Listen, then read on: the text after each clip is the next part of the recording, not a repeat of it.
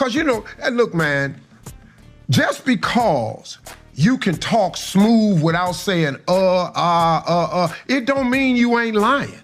Right. I be sitting up here looking at these podcasts of these other comedians that's going on talking about other comedians. Hold up, dog. Where did that shit come from? The same Steve that went to go watch Mark Curry do his whole sitcom and then stole everything Mark Curry had. Now Steve got a sitcom where he the principal and he wear a suit and then he gets this high top fade, making all black men think he got the best lineup in the business. Steve Harvey didn't just rise to the top, he bulldozed his way there.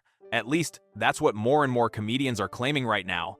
The laughs have stopped, and the whispers are turning into confessions. Some of Steve's own peers are saying his climb to fame wasn't as clean as it looked. Behind that big smile, the sharp suits, and those life coach speeches, there's a darker story: broken friendships, borrowed jokes, and secret backroom moves that left scars across the comedy scene. Telling people you work with, I don't want you even to be next to me. Like, I have such disdain for you that I'm annoyed by your presence. For years, nobody dared to speak, but now the silence is cracking wide open. And the story they're telling? It's nothing like the one Steve's been selling to the world. Let's get into it. Steve Harvey, the legend who went from small comedy clubs to hosting Family Feud, Miss Universe, The Steve Harvey Show, and preaching motivation like he's at Sunday service. He's everywhere: talk shows, radio, books, podcasts. The man turned himself into a billion-dollar brand. To millions, he's proof that faith and hustle can change your life overnight. But behind the applause and all that success, there's a whole lot of noise waiting to be heard. People who knew Steve before the fame say the man we see on TV today ain't the same one they came up with back in the grind. Comedians don't appreciate their jokes being stolen, and Steve Harvey has rubbed several comedians the wrong way. Well, it looks like Harvey has found himself in some trouble. The suits, the smiles, the perfect image, they say, that's all part of the act. Let's rewind to the 1980 and 90, the golden age of stand-up. Back then, Steve Harvey was just another hungry comic fighting for a spotlight. He was sharp, quick, and chasing the dream like everyone else. Halloween costume. I think we UPS, I guess. I don't know. But so were hundreds of other black comedians hustling the same circuit, from the smoky clubs of Chicago to open mics in Atlanta. Names like Mark Curry, D.L. Hughley, Cat Williams, Monique, Cedric the Entertainer, and Bernie Mac, all grinding hard, building reputations one laugh at a time. They all respected the hustle, but more importantly, they respected the code. And in comedy, there's one sacred rule you never break: you don't steal another comedian's material, ever. That's where the cloud over Steve starts forming. My thing with Steve Harvey is that he used my material on both his platforms. Yeah. After I talked to him, I saw him at Def Jam, I went up and talked to him, I said, man, you're using my material. Because the whispers didn't just come from one person, this talk's been chasing him for years. And one of the loudest voices calling him out? Mark Curry, the legend behind the 90-second sitcom Hangin' with Mr. Cooper.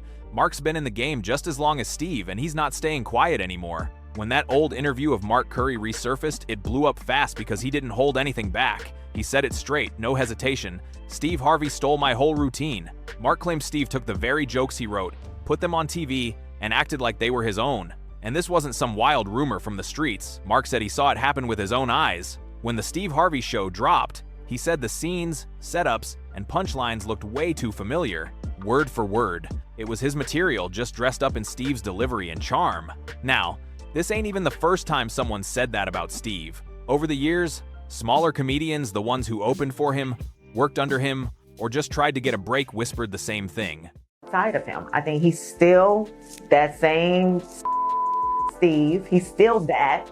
But now you're also seeing another side of him. That Steve had a habit of polishing up other people's bits and using them for himself. Mark Curry's the one who finally said it loud enough for the world to hear. He said, "It's one thing to be inspired by somebody, but when you steal a man's act, that's robbery." That hit deep, but what made it sting even more? When Mark tried to speak out back then, nobody wanted to hear it. By that point, Steve wasn't just a comedian, he was a brand. It's like Steve Harvey telling people he used to be homeless. That's my story. That's not his story. Steve Harvey wasn't never homeless. When Mark Curry was touring with him 25 years ago, he was making $3,000 a show in cash. The flashy suits, the mega smile, the talk show king image, nobody wanted smoke with that. But Mark wasn't alone for long.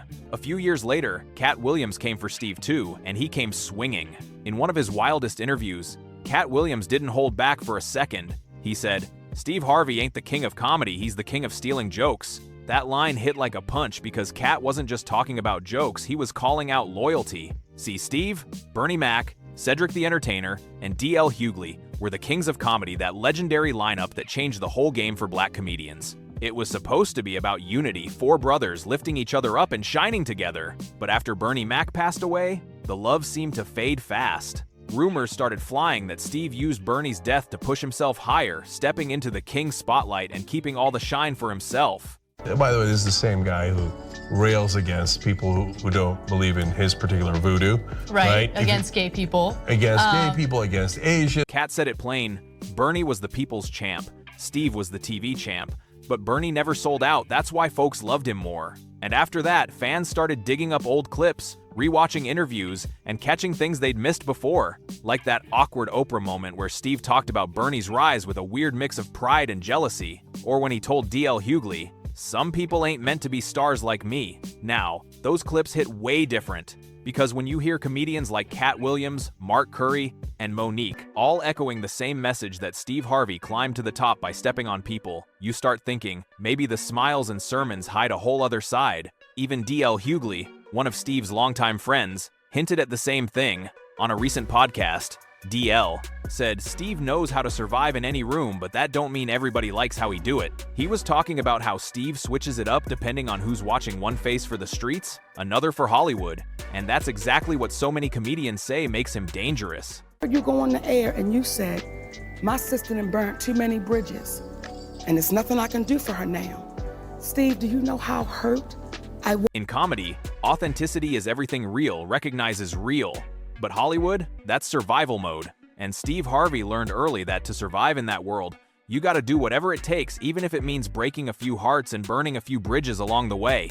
One comic who worked with Steve back in the day said it straight: Steve would smile in your face, laugh with you all night, then the next morning he'd be meeting with your agent, pitching your own material like it was his. That's how you go from small club gigs to primetime TV. My material on his show, so I had a beef on that. On what show?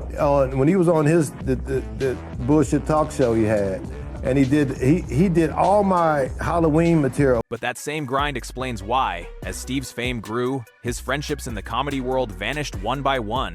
Now, let's talk about his most public fallout, the feud with Monique. When Monique started exposing Hollywood for blackballing her, Steve was one of the first to publicly go against her. On live TV, he told her, "You can't sacrifice money for integrity, this is the money game."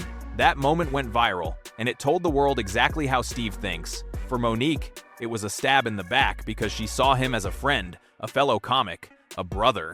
But right there on camera, she realized Steve wasn't standing beside her, he was standing with the system that locked her out. That's when fans started connecting dots again. If Steve could flip on Monique in front of millions, who else might he have turned on behind closed doors? The wildest part? Even Steve himself has admitted to doing things he's not proud of. In an old interview, he said, "I've done things I ain't proud of, but when you hungry, you eat what's in front of you." At first, people took it as a metaphor, until those who knew him said it wasn't just words, it was who he was. Hungry, ambitious, ruthless when it came to chasing success. Steve Harvey wanted to win so bad, he didn't care who got stepped on along the way. But here's the thing, the higher you climb, the louder the people you left behind start talking. Now, after all these years, Steve Harvey's past is finally catching up to him, and fast. Old clips are popping back up, comedians are spilling stories, and fans are starting to see cracks in that polished, picture-perfect image. And this time, it's not just about stolen jokes, it's about how fame changes people. This is the same Steve who preaches about faith and family, but got caught cheating on his wife while building a brand new empire straight off Hollywood's money. The same Steve who talks about loyalty and brotherhood, but allegedly made deals that left his own peers out in the cold. Even a few of his former radio crew members said they felt used and tossed aside once he blew up. One even said, "Steve don't keep friends, he keeps opportunities." Cold words, but maybe that's the real game in Hollywood. And still, Steve keeps winning. No matter what story drops, no matter who calls him out, he just smiles, prays, and cashes another check. Family Feud is breaking ratings records, his books are selling like crazy, and those motivational clips, they're going viral every week like clockwork. It's like every bit of shade thrown at him just slides right off. Maybe that's his real secret, he understands the power of image. Steve once said, "If people believe you're blessed, they'll forget what you did to get there." And looking at where he stands now, maybe he was right. But it raises a heavy question: can a man really build an empire off bad karma and still sleep peacefully at night? Because behind all the fame and fortune, Steve's one of the most criticized men in entertainment. Every year, a new scandal, a new fallout, a new friend saying, "That ain't the Steve y'all think he is." From Bernie Mac's tragic death, to Monique's betrayal, to Cat Williams' shots, his name always comes up when people talk about Hollywood snakes. And that says a lot. At the end of the day, maybe Steve Harvey isn't just a man, maybe he's a mirror showing the ugly truth about success, that sometimes being good just ain't enough. In this game, you gotta be ruthless, you gotta be calculated, you gotta smile in the spotlight while quietly taking what's yours and hope nobody catches you in the act. Because in Hollywood, it ain't always the funniest who win, it's the ones who play the game the smartest. And Steve Harvey? He's one of the slickest players comedy ever produced. But like D.L. Hughley once said, just because you made it don't mean everybody clapping is happy for you. Maybe Steve's rise to the top was legendary, but it came with casualties, friendships gone, trust broken, and respect left in pieces. And now, with more and more comedians speaking out, fans are starting to wonder, did Steve Harvey build his empire? Or did he borrow it from everyone around him? Either way, the truth's out now. While Steve's busy polishing the next chapter of his empire, the people who helped build the first one are finally getting their turn to talk. And the timing couldn't be more perfect because comedy runs on timing, but karma, she always shows up right on cue. So what do you think? Did Steve Harvey climb the ladder with talent and grind, or with strategy and borrowed shine? Because at this point, the laughter that built his name is getting drowned out by the silence closing in around him, and that silence is loud. Don't forget to like, share, comment, and subscribe, and stick around, because the next story Hollywood's hiding might just blow your mind.